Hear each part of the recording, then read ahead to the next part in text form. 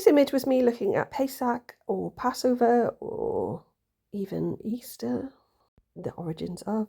So the idea of the destroyer passing over the homes of the people who had obeyed the word of God, which was to put lamb's blood on the lintel of the door.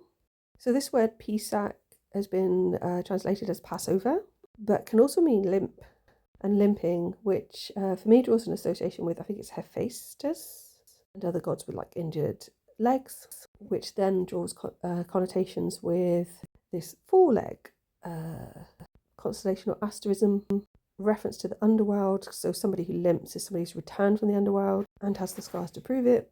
Anyhow, the image is, like many of mine, in three parts. There's what could be perceived as the land at the bottom, with people looking up, this floating green head thing, and then somebody blue up in the sky.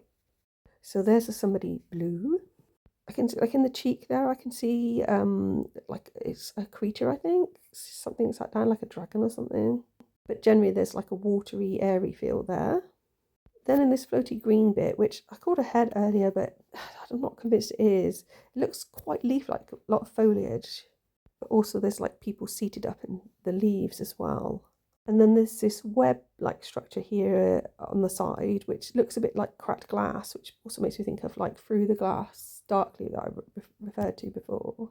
I see like people reclining in like the leaves up around here, or the people are actually even the leaves, and maybe even a big bird off on the left-hand side. And so in the people in the ground, I get this kind of like mud/desert feel. So there's also the idea of humanity being created up out of the desert /clay/mud.